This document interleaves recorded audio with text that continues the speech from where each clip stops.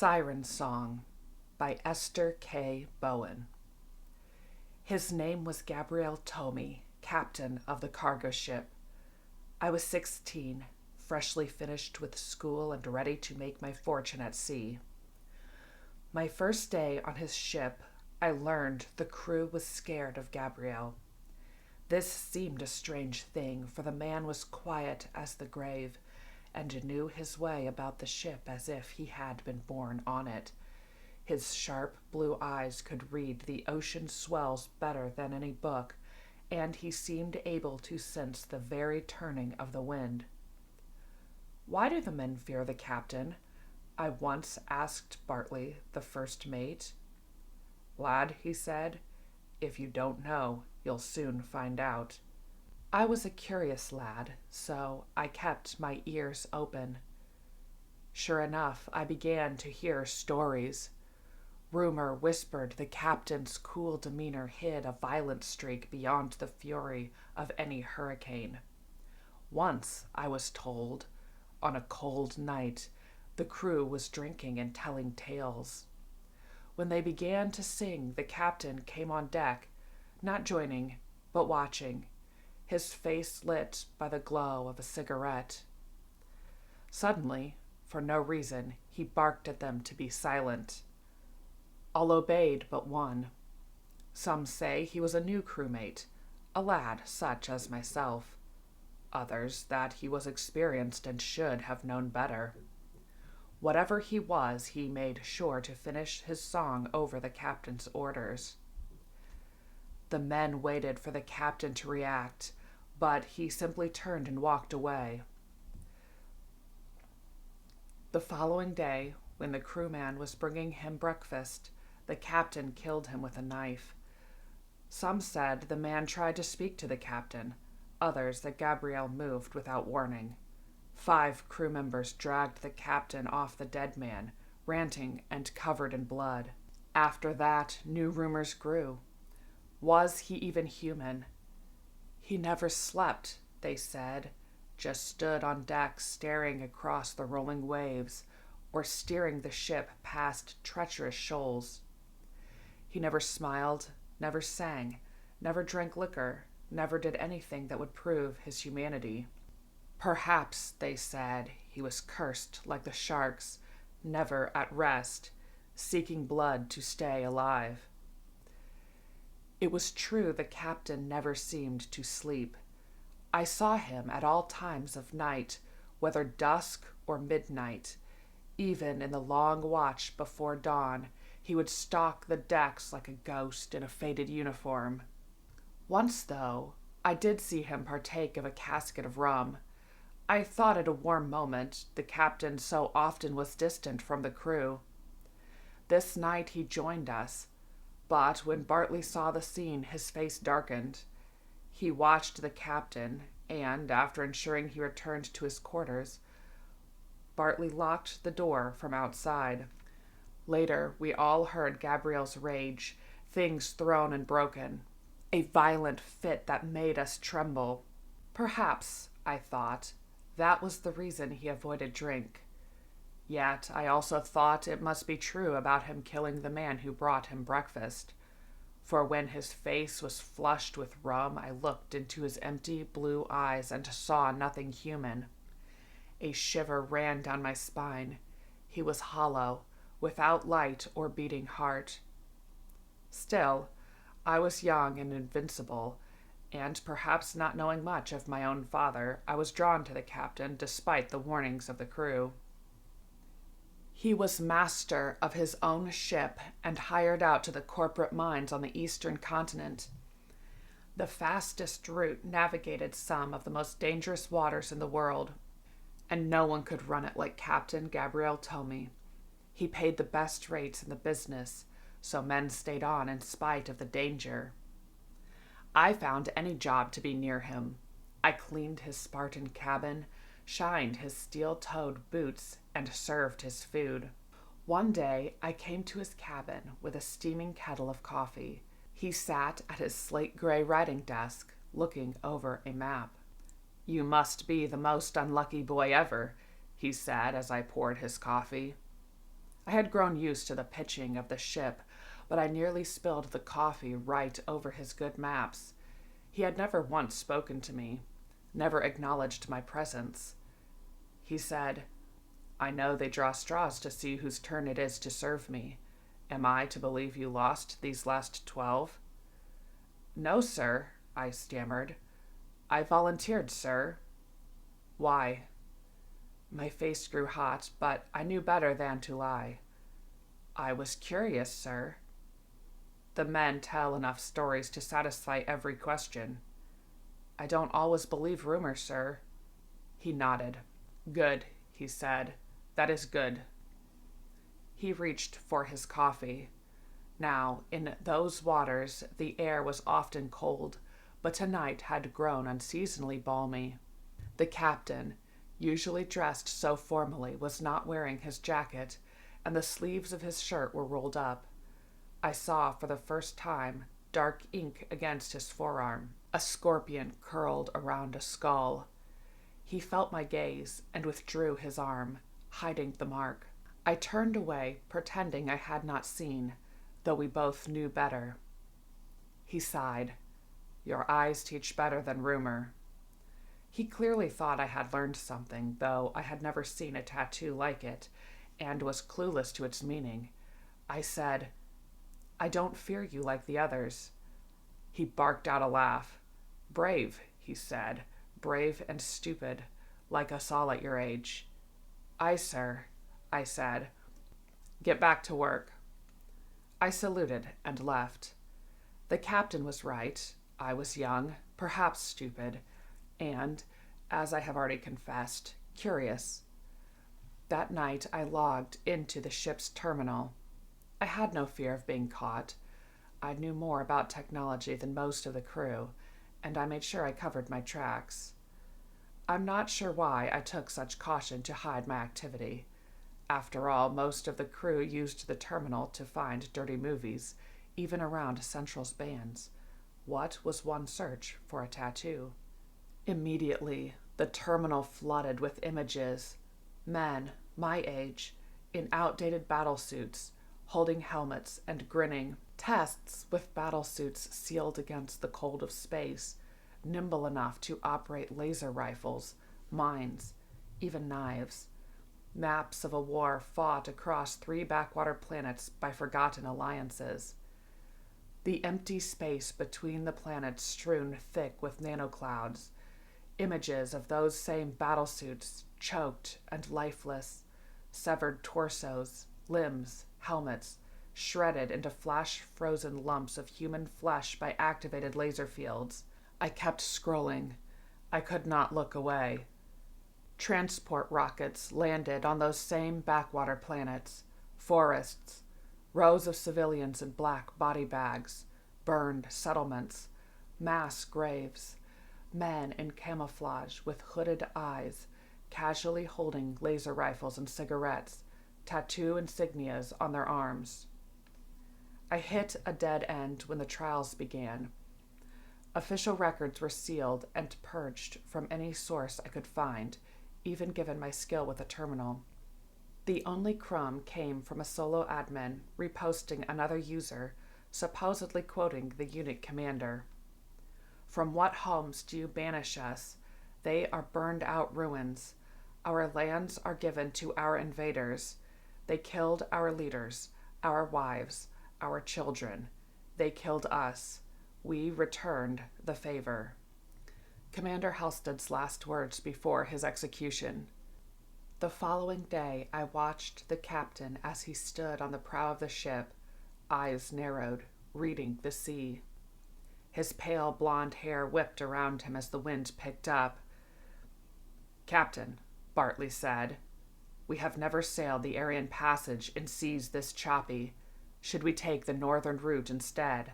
The captain considered for a moment. "No, we will lose 2 days that way." "Aye, sir." "There's a storm building, and I mean to run ahead of it." "Aye, sir." The captain turned and saw my stare, and knew what I had learned. He walked past without a word. I followed him back to the cabin on the pretext of filling his coffee. He sat at his desk, facing the door. He stared at me as I came close and poured the coffee. I felt his gaze through me like ice, as if he could read my whole measure in one look. "Now," he said quietly, "you fear me too." He reached out a hand and I jumped back, but he was only wrapping his fingers around the tin mug. My eyes fixed on the hand, strong, calloused, veins blue and corded. His knuckles turned white with the tautness of his grip. I would not have noticed had I not been looking so closely. My eyes went to his face. In the glint of his shadowed eyes I saw the wariness of a hunted animal. I backed out of the room and closed the door. I needed off this ship, I told myself. The pay was good, but we were running full power towards the Irian Passage, and shipwreck and drowning at the command of a madman was not the future I wanted. Now, since you're from off-world, let me tell you. The Irian Passage runs between 5 little islands. There's nothing interesting about them, just rocks constantly battered by the waves. A ship can cut through the channels between them if she has an experienced captain with a good eye and steady hand. Still, one false move and your ship is on the rocks. The islands are scattered with the bones of ships and men to prove it. The old sailors blame the wrecks on mermaids or sirens, claiming they sang the ships onto the rocks. Still, sailors risk it. The sea grows shallow to the south. Circling north adds 2 days to a voyage. I had sailed that way a few times before. Saw the wrecks. Never saw anything resembling a woman. Never heard one note of music save the wind in the rigging and the waves on the shores. But I did know the treachery of the ocean currents. One wrong move and we were dead. I watched the islands draw closer. The choppy sea shook the deck. Would these 2 days cost us our lives? Men had wrecked for less. The sun was setting when we entered the first channel. None but a madman would risk the rocks at night. But we were led by a madman, I concluded. I stood on the starboard side, fingers white-knuckled around the railing, and watched the first island approach with a cold feeling of impending doom. It happened as we rounded the first island, with the second creeping up on our port side and the third dead ahead. The sky grew dark. The shadows of the wrecked ships lay like the skeletons of giants. At first I thought it only the wind, a lulling melody that spoke of a warm bed, soft pillows, and a lazy fire. I rubbed my eyes, thinking I was falling asleep. A dark shape slithered off the bones of a wreck and dropped into the sea with barely a splash. I shook my head and the moment passed. A shadow, nothing more. Yet the song resounded in my mind. Had I heard it before? I could not recall. Perhaps it had fallen from the red lips of the girl I left behind when I first stepped onto the deck of the ship. It spoke of shining eyes and a tight embrace, soft caresses and warm fingers on bare skin. More of the crew joined me at the railing. They too seemed lulled by the gentle tones. Perhaps it was a trick of the wind, I thought, though thinking had grown difficult. It was like the moment between wakefulness and sleep. I could not have said who I was, but I knew I did not want to leave the dream. We slipped around the third island, barely noted. Suddenly, a wild melody broke out from all sides. The deep notes pounded with energy, a vibrating bass rattling the deck. Undulating high notes set our blood racing. The music pulsed across the ship, overpowering the senses. Sleep was driven from our mind. We had entered another world, mad, beckoning, full of longing and desire. Then, the most beautiful woman I had ever seen perched herself on the railing beside me. Seawater ran from her long black hair and over her pale skin. Her dark eyes shone, inviting me closer. I could not look away. Her ruby red mouth split open in a strange song. I was mesmerized by that mouth. Her lips widened in a high vibrato, then drew together in a whisper. She tossed her hair and belted a note so tempestuous I thought I would drown in her storm. Moonlight flashed on gleaming white teeth. She reached out a long, pale hand. I reached back. Her fingers closed around mine. Her skin was cold and rough, and I now shudder to think of that inhuman touch. But we were all aflame with desire. She wrapped her arm around my neck, that red mouth drawing closer to mine. Suddenly, the ship veered, pitching us onto the deck. The woman fell with me. Screams of surprise interrupted the song. We tangled together, captivated crew and singing women. "Fools!" shouted the captain at the wheel.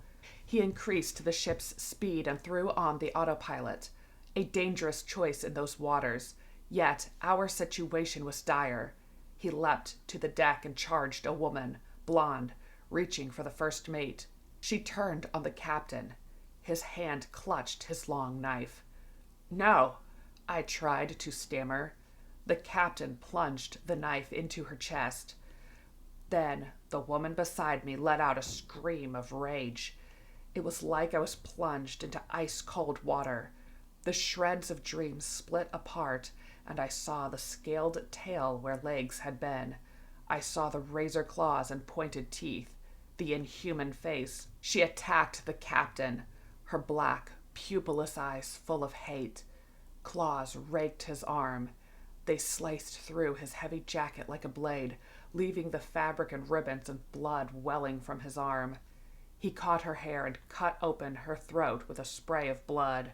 He kicked another in the stomach. She choked on her song, then screamed when he crushed her tail beneath his steel-toed boot. He tore a siren off a crewman. Her claws and mouth were slick with blood. His knife rammed into her gut, and he tossed the body aside. The crew was still dazed. I struggled to comprehend reality, my mind torn to pieces. Music throbbed against every nerve, making me sick with passion. The deck was awash in blood and scales, and the guttural screams of the sirens. I wiped my hand over my face to see one crawl toward me. Her mouth was open in song, and at first I saw the woman, seductive, eager, looking like a model. The captain shouted above the song, and my vision wavered like a glitchy terminal between the beauty and the thing from the sea, an unearthly hunger needing to feed. I screamed and tried to crawl away. Her hand clutched my boot, slicing open the leather. Blood welled up, and pain drove the last shreds of fantasy from my mind. The captain caught her by the tail and dragged her back to his waiting knife. She crumpled at his feet, her blood pooling across the deck. The captain looked above me, cursed, and shouted a command. He was not speaking any language I knew. I looked up over my shoulder. The autopilot and the breaking waves had taken us close to the rocky cliffs of the fifth island. Women's silhouettes lined the jagged cliff, shadowed in the moonlight. Their scales glinted silver. The captain sprinted to the wheel and turned the ship. I clutched the starboard rail as the deck pitched. A wave rose beside me, and a hand shot out from it, reaching for my face. I threw myself back, rolling across the deck, slick with gore. Suddenly we were away from them, moving past the rocks, back to the open sea. I stumbled to the side of the ship and threw up. I was not the only one. My head pounded, still dizzy with their songs. My ankle ran with blood. I looked to the captain for orders, but he did not say a word. His face was empty, his eyes gleaming like a predator. Bartley took over. He ordered the deck cleared. The bodies of the sirens we threw into the sea. Every one of the crew survived, though some had injuries like mine, and one was critical, where a siren had opened him across the chest. Yet even he pulled through, stabilizing before sunrise under the medic's careful attention. By breakfast, the whole event had been discussed, rehashed, and dissected. Each man's own private story of terror and desire was plastered over with jokes and liquor. At first, the captain's brave actions were celebrated. His quick thinking had saved our lives. Then, one man asked, why did he not hear the songs? The room fell silent. We had no answers except the old fears and superstitions. Was the captain human? Did he have a heart and mind like ordinary men? Or was he himself some kind of abomination, more akin to the sirens than us? After a time, I left the others. I held the same fears as they, but it seemed disrespectful to give them voice so soon after the captain's rescue. The day passed, and at nightfall I went to the captain's cabin to serve him as usual. The room was empty. After a quick search, I found him standing at the prow, looking to the horizon. A cigarette glowed in his hand. The ship was settling for the night, and the waves lapped gently against her. I was afraid, but curiosity drew me near. I stepped beside him, looking out at the same dark ocean. "Where do you come from, boy?" he asked after a long silence. "Braddock," I answered, for I was raised in this town. "You have a family? A sweetheart?" I was surprised the captain would take interest in personal details. "Yes, sir, both." "Why don't you marry your girl?" "Well, sir, I have no money for the wedding." He took a drag of the cigarette. Its glow cast long shadows across his face. I blurted out, "Did you not hear the Siren Song, Captain?" I shudder now to think of my boldness. It was an impertinent question from the youngest crewman. He could have had me whipped or gutted me with that long knife. Still, I had to know. Was he human or monster? The steady order of a well-run ship, or the fickle chaos of the sea itself? "I heard," he stated simply. After that, I could not contain myself. I pressed on. "How? How could you resist them?" He looked at me for a long time. His eyes glittered strangely in the darkness. "They sang to a dead man," he said. He lifted his cigarette, and I saw his hand shook. "It takes time to wake the dead, time enough to save the ship." "Thank you, sir," I said. "You saved my life." "Go back to your girl," he said. Now his whole body trembled. "She will love you even without a fine wedding." The captain's face grew pale. "What did they sing to you?" I asked. The wind began to rise. It started as a whisper, ruffling the captain's pale hair. "An old song," he said. "Forgotten. Erased." The cigarette quavered as he drew in a long breath. He closed his eyes and breathed smoke into the salt air. I did not speak. He had me under a spell, mesmerized by each lift of his glowing cigarette, clutched in strong, weathered hands.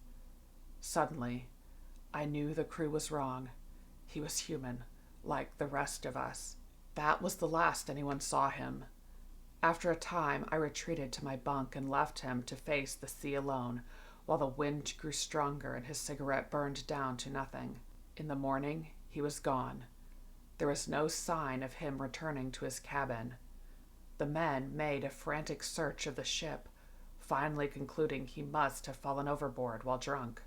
That was the report we gave in Braddock Harbor when we were cleared of wrongdoing for the missing captain. We did not tell of the missing lifeboat. We did not speak of the sirens. The reports were signed and sent to the official logs at Central, sealed away as one of life's accidents. I shared my report as well. Yet I never spoke a word about our conversation that final night. Maybe it was self-preservation. It is dangerous to be the last person to see a man before he disappears. Still, my silence went beyond survival.